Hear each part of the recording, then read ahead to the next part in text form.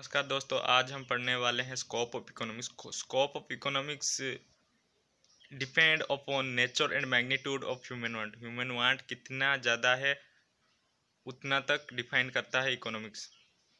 तो हम पहले देखते थे कि बहुत ज़्यादा अल्ट्रा प्रिमिटिव या प्रिमिटिव एज में लोग चल रहा था जहाँ खाना पीना मिला वहीं सो गया वहीं रहेगा। फिर इंसान की तीन ज़रूरतमंद चीज़ बन गए, खाने के लिए खाना, पहनने के लिए कपड़ा, रहने के लिए एक घर चाहिए होता था। तो वही तीन चीज़ मेन बेसिक रहा। फिर इंसान इंसान सेटल होना चाहता था, सेटल भी हो गया। वो एक जगह पे रह कर अपना ज़िंदगी संवारने लगा। वो वहीं पे खेती बाड़ी करके अपना ज़िंदगी जीना जीना सीख गया। फिर वो धीरे धीरे टाइम बढ़ता चला गया। इंसान वो सारी चीज़ प्रोड्यूस नहीं कर पाया जितना उसकी इच्छाएं थी। अभी मान लो एक आदमी कितने कितने वांट रख सकता है, उसकी वांट बहुत ज़्यादा होगी पर वो करने के लिए वक्त को बहुत कम होगा। इसीलिए उसने क्या किया कि जो अपनी प्रोड्यूस की हुई गुड्स है, जो वो प्रोड्यूस किया है, उसको कहीं और लेकर उसको एक्सचेंज करके वो दूसरे सामने वाला जो प्रोड्यूस किया है उसको लेकर वो कंजप्शन करता है, उसका यूटिलाइज करता है, उसको सेटिस्फेक्शन मिलती है। कंजप्शन करता है तभी तो सेटिस्फेक्शन मिलती है। तो फिर वक्त गुजरता चला गया। यही जो सिस्टम था यही एक्सचेंज करने का सिस्टम, इसको बार्टर सिस्टम कहते हैं। बाद में इसी बार्टर सिस्टम में बहुत सारी डिफ़िकल्टी आई। तो इसीलिए ये बार्टर सिस्टम को ख़त्म करने के लिए मनी एंड बैंकिंग नई चैप्टर इंट्रोड्यूस की गई। कहाँ? इकोनॉमिक्स में। ये तो हो गया प्रिमिटिव एज की बात।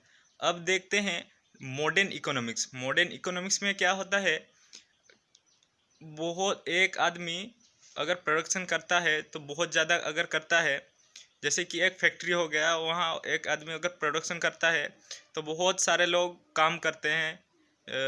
जैसे कि प्रोडक्शन करने के लिए चार चीज़ें बहुत ज़रूरी है: land, labour, capital and organisation.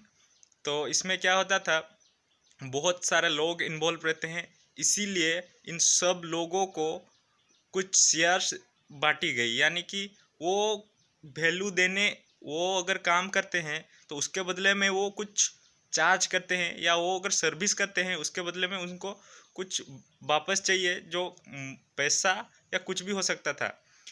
यहाँ से शुरू होता है डिस्ट्रीब्यूशन। डिस्ट्रीब्यूशन भी एक बहुत इंपॉर्टेंट पार्ट होता है इकोनॉमिक्स के लिए, जो कि फ्यूचर में हम पढ़ेंगे।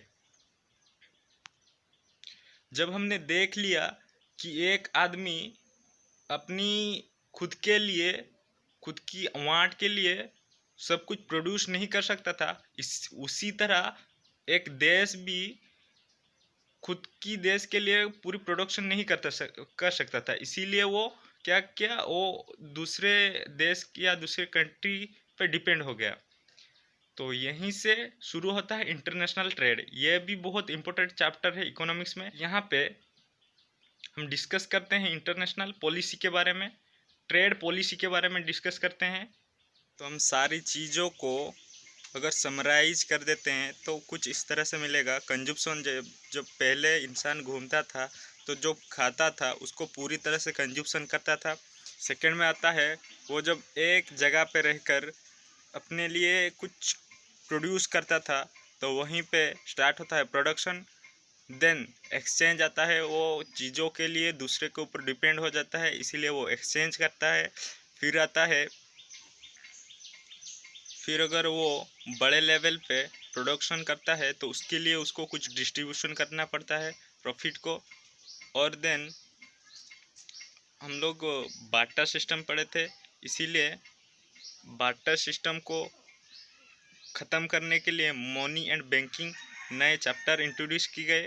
इंटरनेशनल ट्रेड भी इकोनॉमिक्स के अंदर पढ़ाया जाता है, ट्रेड की पॉलिसी इकोनॉमिक्स के अंदर पढ़ाया जाता है। तो ये कुछ समरी थे जो आप मेरे वीडियो में देख रहे हैं। इसको मैंने एक वेबसाइट में समराइज करके लिख कर वहीं पे दिया है, तो आप चाहते तो मेरे डिस्क्रिप्शन में लिंक है, आप उसको देख सकते हैं। Thank you.